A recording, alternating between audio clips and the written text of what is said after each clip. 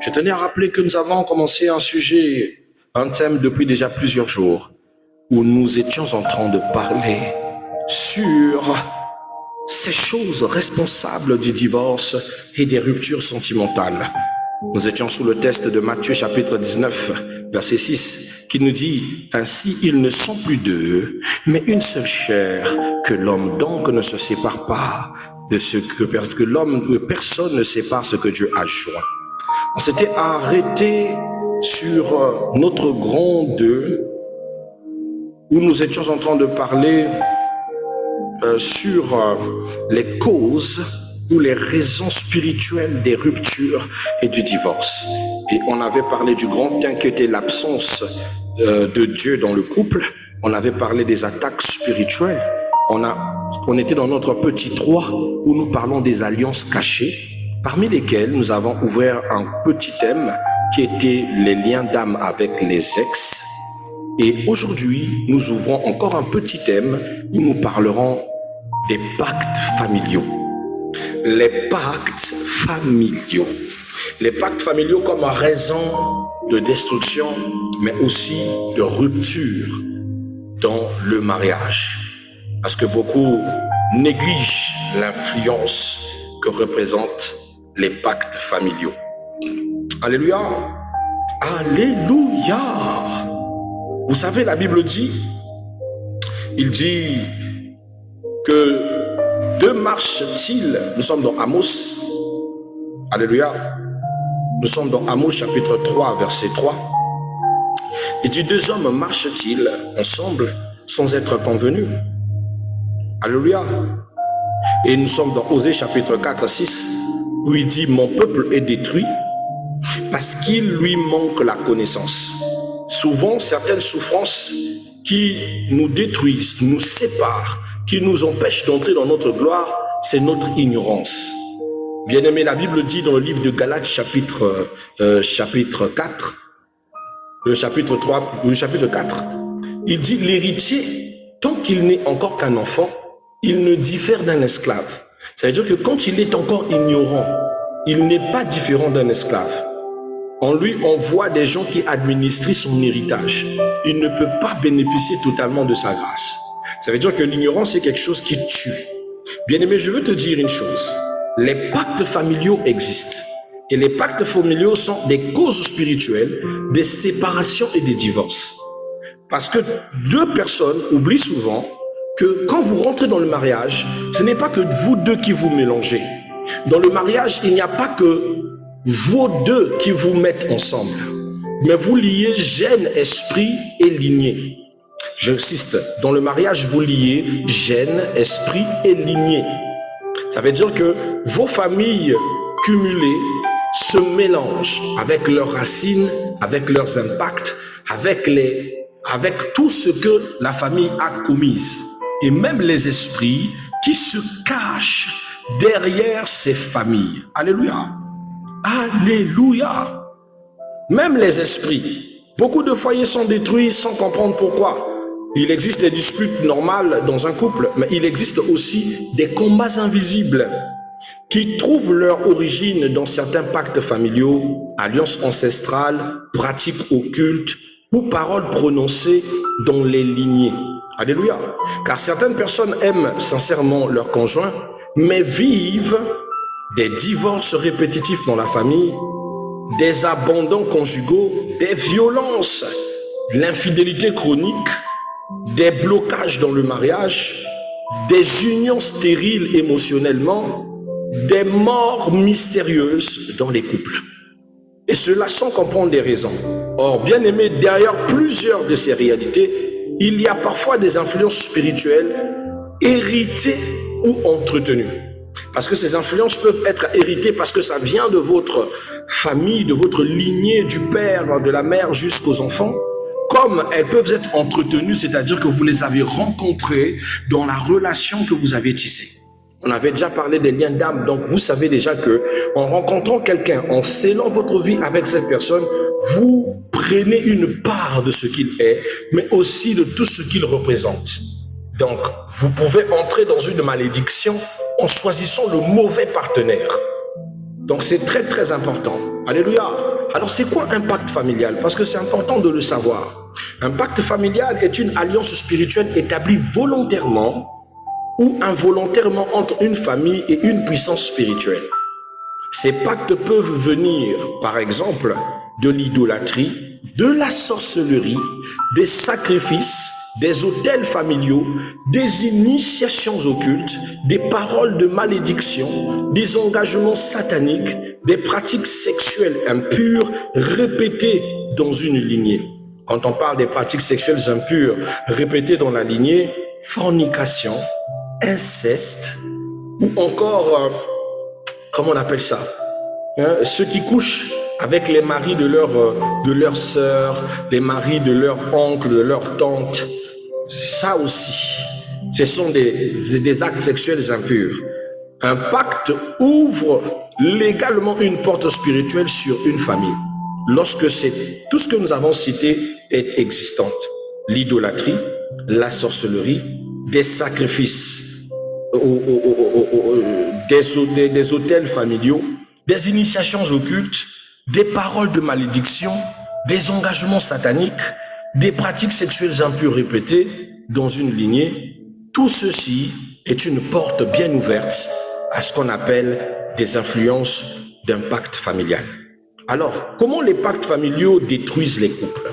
Quel est le mode d'emploi de la destruction des pactes familiaux dans les couples?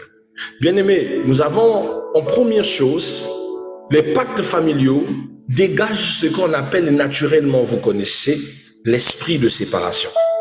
Beaucoup de gens pensent que ce sont des prétendus. Ce n'est pas des prétendus. Il existe réellement une force spirituelle qu'on appelle esprit de séparation. C'est un démon qui est actif lorsque le pacte est lié. Mais vous devez déjà savoir que le pacte se passe avec le monde des esprits. C'est quelque chose que vous entretenez par ignorance ou avant scellé avec un Dieu étranger ou un esprit contemporain. Mais cet esprit, quand il lie l'alliance avec vous, il demeure dans votre relation. Un pacte mélange deux conjoints, c'est-à-dire les deux contractants plus l'esprit qui scelle le contrat. L'esprit qui scelle le contrat est maître à bord de votre couple.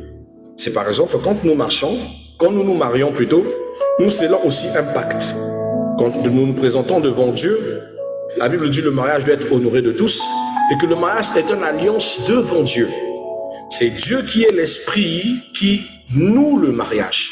Voilà pourquoi la Bible dit ce que Dieu a uni, personne ne doit les séparer. Parce que c'est lui le nœud qui attache le mariage.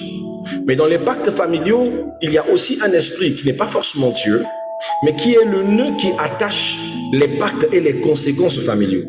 Et cet esprit travaille avec toutes les forces d'esprit à son actif. Destruction, menace, sécheresse, célibat, tout ce que vous connaissez pour la destruction. De la même manière que le Dieu qui est derrière le mariage aussi peut emmener fertilité, bonheur, ange de prospérité, toute forme de grâce, mais pourvu que vous respectez ce qu'on appelle par l'institution du mariage.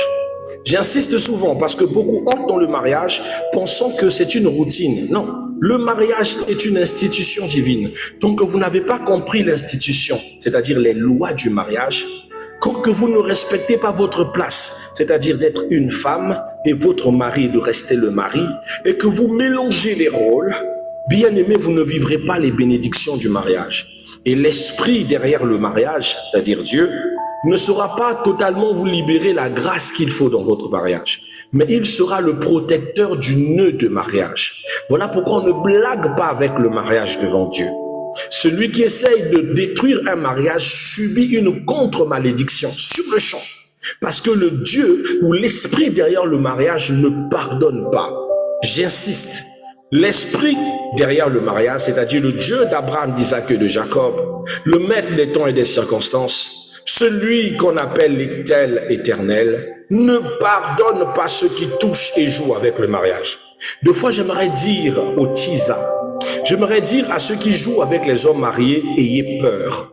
Parce que la contre-aventure d'essayer de séparer le mariage, bien aimé, coûte cher.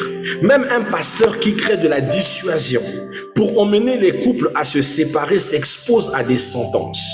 Chaque pacte Chaque alliance augure un esprit qui marche avec une multitude d'autres esprits plus puissantes pour préserver le pacte ou l'alliance.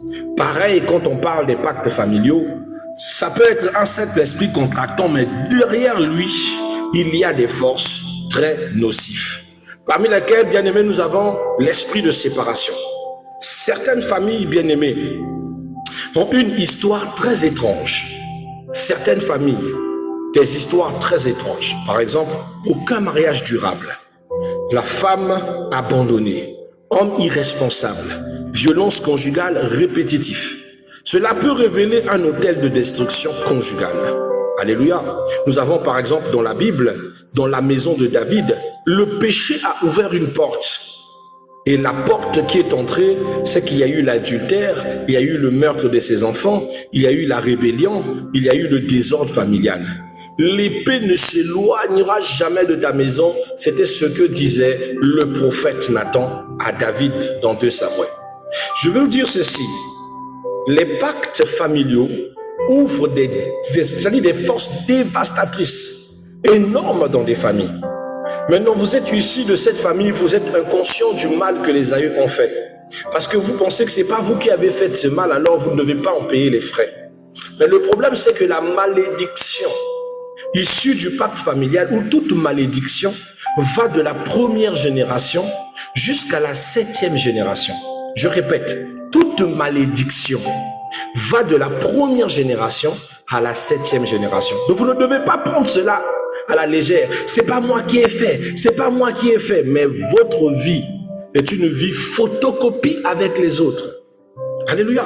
Vous remarquez qu'aucun mariage dans votre famille n'est durable. Qu'à chaque fois, ce sont les hommes qui abandonnent leurs femmes. Sans raison, des fois même le divorce n'est pas prononcé. Lui-même, il prend ses bagages, tout la moussia zaza, il fuit. Ou encore, vous rencontrez que des hommes immatures, irresponsables, ou vous rencontrez des hommes violents dans votre vie conjugale. Et la plupart, ce n'est pas que vous, vos sœurs, vos cousines, vous remarquerez c'est tard, comprenez que ceci est le fruit convivial de ce qu'on appelle par des pactes familiaux. Si vous n'ouvrez pas les yeux, bien aimé, vous allez continuer à perpétrer. Vous pouvez rencontrer un homme idéal, écoutez bien, parce que le pacte familial, le problème c'est pas l'homme avec laquelle vous rencontrez. Le problème n'est même pas l'homme que vous rencontrez ou la femme que vous rencontrez. Le problème c'est l'esprit derrière le pacte. Il peut prendre une femme docile et la rendre rebelle. Il peut prendre un homme merveilleux et le rendre médiocre. Quand tu quittes cet homme ou quand cet homme te quitte, là où il va, il se comporte comme un ange, comme le meilleur des hommes. C'est comme si c'était à cause de toi qu'il devenait rebelle. Effectivement, parce que ces forces des esprits ne le laissera pas se comporter comme la personne idéale. Il lui poussera toujours à commettre des erreurs, mais en réalité, ces erreurs qu'il doit commettre sont pour te détruire. Vous rencontrez un homme qui n'a jamais été infidèle, mais dans votre famille, vous avez ces malédictions où les hommes doivent vous tromper. Les hommes doivent être infidèles. L'infidélité va gagner le cœur de ce frère sans qu'il le veuille. Et lui-même va se découvrir cette passion d'infidélité qu'il n'avait jamais eue de toute sa vie. Et qu'est-ce qui va créer ça? Le désharmonie, le manque de respect, les comportements que vous allez afficher, poussés par ces mauvais esprits. L'une des choses que nous avons comme orgueil, nous les enfants de Dieu, c'est que nous pensons que certaines choses, c'est-à-dire que parce que nous chassons les esprits, parce qu'on est enfant de Dieu, qu'on ne peut pas être influencé par un esprit.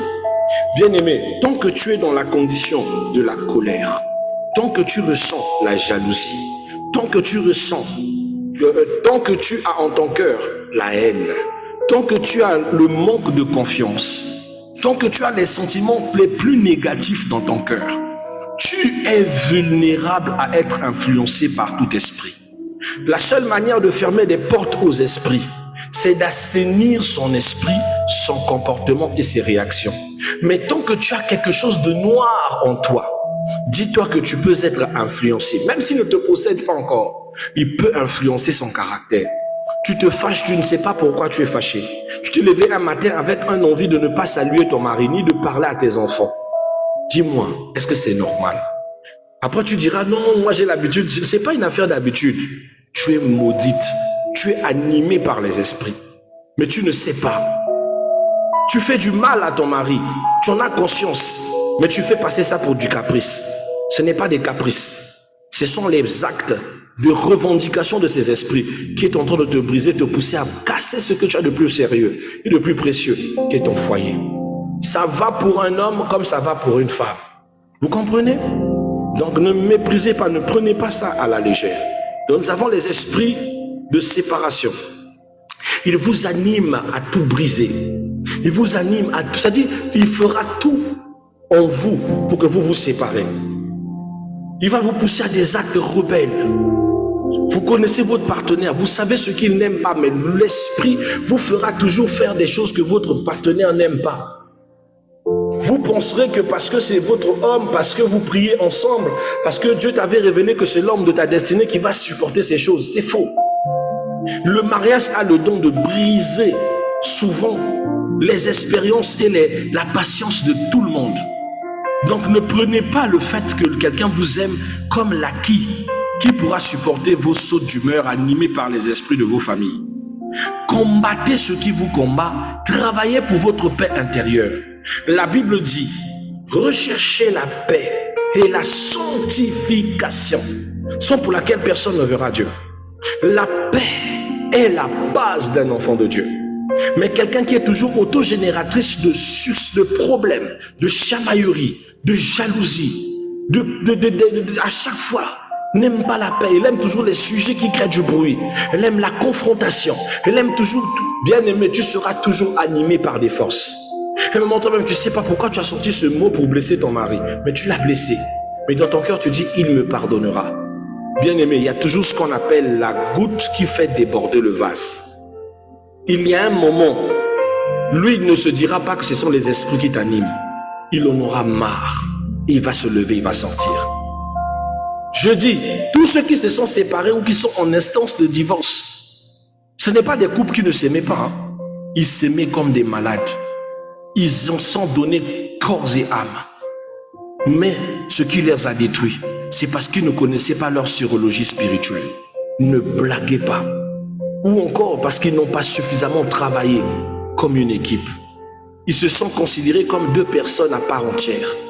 Or, bien aimé, dans le mariage, vous n'êtes pas deux personnes à part entière. Dans le mariage, vous devez former une seule chair. Tant que vous n'êtes pas une seule chair, c'est-à-dire une team, une équipe, ce qui le fait mal, me fait mal. S'il pleure, je pleure. S'il souffre, je souffre. S'il craint, je crains. S'il dort, je dors. S'il est malade, c'est que je suis malade. Tant que vous n'arrivez pas à ce principe, bien-aimé, le diable va vous briser. Or, beaucoup de personnes rentrent dans le foyer, ils sont à part entière. Elle a ses principes, elle a ses valeurs. Elle n'épouse pas les valeurs de son mari. Son mari, c'est un camarade. C'est toujours le chéri de la rue qui doit toujours remplir toutes ses exigences. Pareil, l'homme considère souvent la femme à l'extérieur. Dans le mariage, elle veut toujours qu'elle garde les attitudes de l'extérieur. Comme elle était toujours très organisée, très joviale, très belle, très ceci. Ce n'est pas mauvais.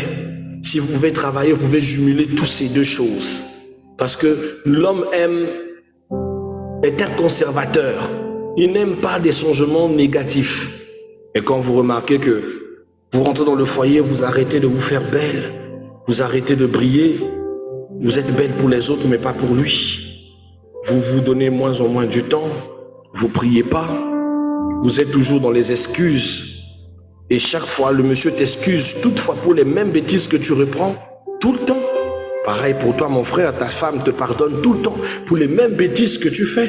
Tu es en train de mettre en péril ta relation. Tu es en train de toi-même te laisser pousser par ce qu'on appelle par des démons de séparation. C'est des petits esprits, bien-aimés. On les appelle esprits aggravateurs de problèmes. Ils sont à vos oreilles. Ils vous donnent des mauvaises idées. Ils influencent votre raisonnement. Ils vous donnent l'orgueil. Ne t'excuse pas. Si tu t'excuses, il va avoir la grosse tête. Ne demande pas pardon. C'est l'homme qui demande pardon à la femme. L'homme doit toujours s'excuser envers sa femme. Si tu as ce raisonnement, ma sœur, tu viens d'activer le forfait célibat dans toute ta vie. Un homme qui se dit que moi je ne peux pas aussi m'excuser auprès de ma femme, c'est la femme qui s'excuse auprès des hommes. Si tu as ce raisonnement, mon frère, tu as activé un forfait célibat dans toute ta vie. Parce que dans le couple, vous devez être capable de dire à votre femme, pardonne-moi. Tu dois être capable de dire à ton mari, j'ai eu tort, chérie, pardonne-moi. Le pardon est une force qui libère, c'est une force qui consolide. Plein de foyers gangrènent dans l'orgueil, se brisent parce que les esprits de leur famille leur donnent de l'orgueil. Elle ne peut pas se rabaisser, elle ne peut pas dire pardon, elle ne peut pas s'humilier. Alors ils se séparent pour des broutilles lorsqu'ils pouvaient tout arranger. Ils laissent l'esprit de séparation prendre le dessus. Bien-aimé, l'esprit de séparation peut passer encore par votre propre négligence. Par exemple, le fait que vous laissez n'importe qui entrer dans le socle de votre foyer. Combien de couples ont été détruits parce que la femme a manqué de confiance, on va dire quoi? De tact. Elle laisse sa meilleure amie entrer dans son foyer comme elle veut. Toi, tu es une femme mariée avec une meilleure amie. Une meilleure amie qui vient chez toi comme elle le veut. Une meilleure amie qui s'assoit devant chez toi. Une meilleure amie qui prépare chez elle et qui emmène de la nourriture pour toi et ton mari. Je ne sais pas de quel esprit tu es animé, ma sœur, mais ce que tu cherches, tu vas l'avoir. Parce que tu es inconscient que le mariage exclut certains principes. Ton mari ne mangera pas, prenez ça comme un commandement, il ne mangera pas la nourriture de quelqu'un d'autre que toi. Si tu permets que quelqu'un d'autre de ton cercle nourrit ton mari, alors tu lui as déjà donné le droit de coucher avec et même d'être peut-être la future remplaçante qui va te supplanter. Ne donnez pas des accès. Apprenez à délimiter votre foyer. Apprenez à mettre loin certaines personnes de votre lieu conjugal. Le secret de votre foyer et la pérennité de votre foyer sera plus respecté. Moins vous êtes visité, moins il y a des gens qui entrent dans votre intimité, plus vous serez en paix. Je peux me répéter? Moins il y a des gens qui rentrent dans votre intimité, plus vous serez en paix. Plus vous laissez des gens accéder, les démons de séparation passeront par ces gens-là. Deux fois, ta bestie n'avait aucune idée sur ton mari. Mais quand elle est rentrée dans votre atmosphère, les démons de séparation ont commencé à toucher son cœur. Ont commencé à la pousser à la jalousie. Ont commencé à la pousser à séduire ton mari. Ce sont des esprits qui vous entourent et qui font tout pour vous briser. Ne commettez pas ces erreurs. Bestie, dehors. Pas chez moi. Dans ma maison, c'est moi qui fais tout pour ma femme. Dans ma maison, c'est ma femme qui fait tout pour moi. J'aime mes enfants, j'aime mes filles, mais même ma fille ne me sert pas. Pourtant, elle peut servir, mais je préfère que mon épouse le fait. Je sais le pourquoi, je connais ce que le diable est capable. Alléluia. De ce côté-là, ne dites pas oui, c'est comme s'il me faisait comme une esclave, je ne suis pas marié, presque sûr. Tu es son aide semblable. Tu es sa meilleure équipière, tu es sa partie fragile, tu es la partie sensible de ton mari, de ta femme. Si on veut toucher ta femme, on va passer par toi, mon frère. Si on veut toucher ton homme, on passera par toi. Alors tu ne peux pas t'exposer. Femme mariée qui partage ses perruques avec sa bestie. Femme mariée qui partage ses perruques avec ses sœurs. Qui partage des habits avec ses familles. Oh, tu peux m'avoir ta chaussure que tu avais portée dernièrement là. Je vais sortir, je peux venir prendre, tu donnes. Après on vient redéposer, tu prends. Qu'est-ce qui ne va pas dans ton esprit? Est-ce que tu as oublié que vous formez un même seul corps avec ton mari? Est-ce que tu sais que tu ne peux pas le faire? Tu livres ton mari. Même ta perruque qui a touché ta tête, qui a servi à ta sueur, représente une part de ton mari. Qui veut nuire à ta famille peut entrer dans ces petites choses.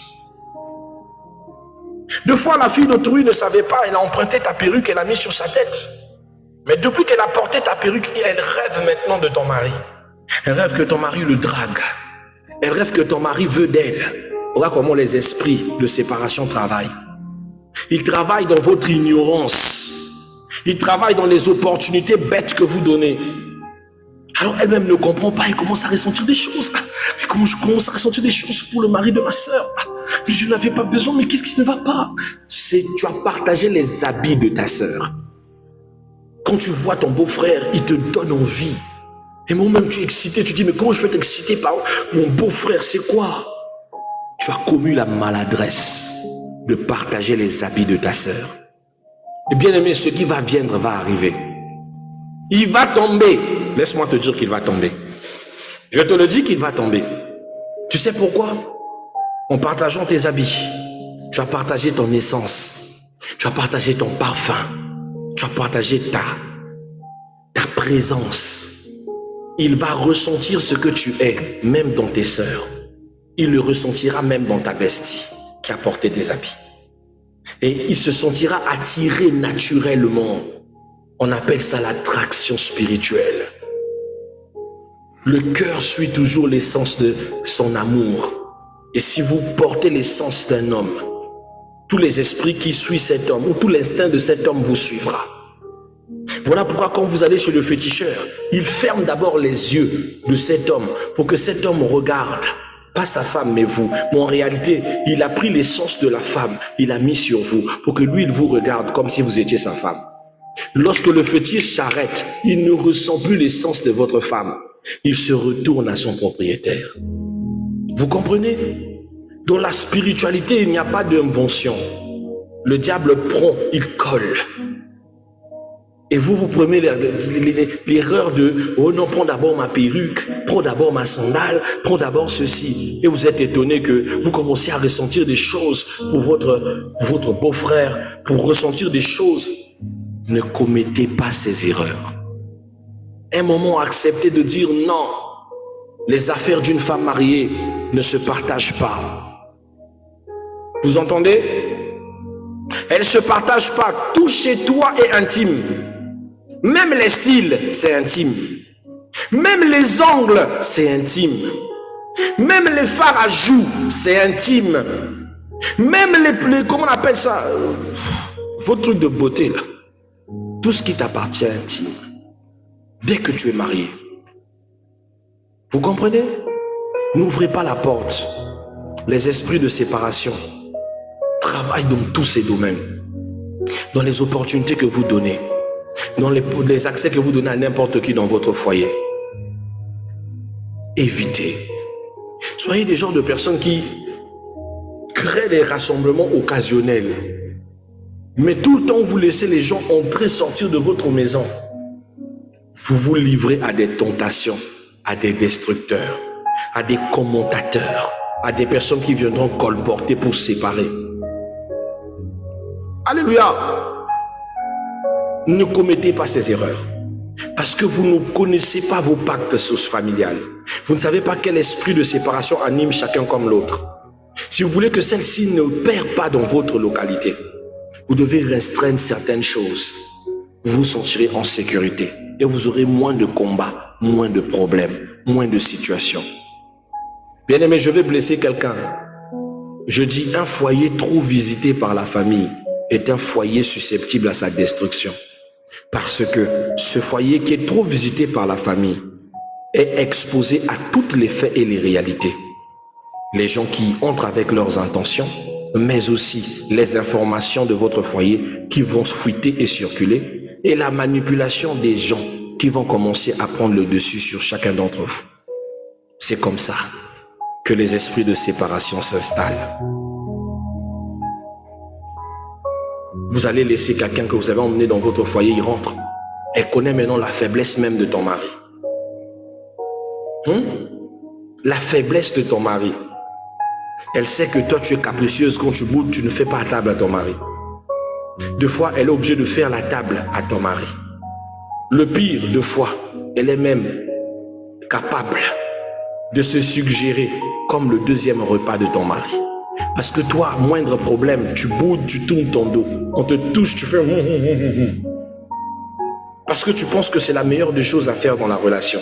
Tu es incapable de parler, tu es incapable de raisonner. Non, il doit me dorloter, il doit me parler pour que je baisse ma colère. Je dis, si tu as des comportements enfantins comme ça, reste célibataire chez ton père. que d'ouvrir des portes et quand le monsieur va tomber, tu vas lui dire, il est tombé parce qu'il est faible, il ne m'aimait pas assez. On est humain. On est humain. Bien-aimé. Il n'y a pas un moment où l'homme perd le plus le contrôle que lorsqu'il est excité. Je dis, il n'y a pas de moyen d'un endroit où l'homme perd plus le contrôle que lorsqu'il est excité. Qu'il soit pasteur, qu'il ne soit pas pasteur, rempli du Saint-Esprit ou pas. Lorsque l'homme atteint le moment où il est dans le besoin, il n'est plus raisonnable. Et toi, tu as le courage de tourner ton dos. Dans le moment où il est vulnérable, assume les conséquences de tes gestes. Et tu vas dire, si tu veux, tu peux aller dehors, tu peux faire ce que tu veux. Et tu penses que tu lui dis ça, ça va le dissocier. Un jour, tu récolteras ce que toi-même tu as sémé. Amen. Oh là là, l'heure va trop vite. Il est déjà minuit 15. On va s'arrêter là pour aujourd'hui. Tant de choses à dire, bien-aimés. Tant de choses à vous dire. Ça va faire aujourd'hui peut-être 3 semaines, 2 semaines que nous parlons sur les sujets du mariage. Vous voyez que ça ne s'arrête pas parce qu'il y a trop à dire. C'est un bécherel que nous essayons de résumer pour vous faire état et pour vous réveiller en même temps. Que vous comprenez qu'il y a des réalités qui travaillent. Des petits esprits comme ça, mais qui sont là chuchoteurs de problèmes. Et pendant que vous laissez votre mari dans ces états, l'esprit en question vient dans son oreille et dit, tu vois, elle est toujours comme ça. Et elle sait bien que là tu es faible, maintenant tu vas faire comment? Hein? Et si là tu tombes après, elle va dire que tu es infidèle. Tu vois que c'est une mauvaise femme. Regarde la petite sœur de ta femme. Elle est toujours là, elle te sert, elle est gentille. Regarde ton ex Judith. Dernièrement, elle t'a même dit que si tu as des problèmes, tu peux l'appeler. Hein? Si tu veux, tu appelles même Judith tout de suite là. Elle va être disponible. Ta femme fait trop de caprices. Maintenant, tu comprends pourquoi les parents trichaient. C'est pas pour le mal. Deux fois tricher, c'est bon pour la relation. Le mental est en train de te convaincre. Tu penses que c'est le mental seulement. Non, c'est les esprits qui sont en train de convaincre que tricher, c'est bon pour le mariage. C'est pour éviter les tensions, les bêtes. Et tu vas voir un homme qui, quand il arrive à tricher, il commence à tellement tricher qu'il n'a plus peur. Ils sont fous. Même quand tu l'attrapes, pire encore, au mieux que tu ne l'attrapes pas, au mieux même que tu ne dises pas que tu l'as attrapé. Parce que si tu l'as attrapé et que c'est officiel, il ne fera plus semblant parce que il en a marre de ce que tu fais. Et vous allez remarquer un homme qu'on a déjà attrapé dans la tricherie, il fait plus semblant.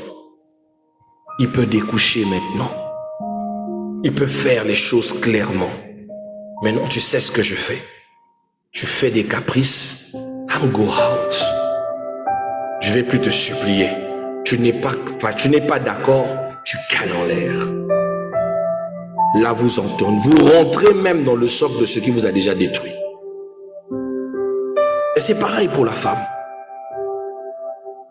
Évitez ces petites choses. On va continuer notre thème ce matin.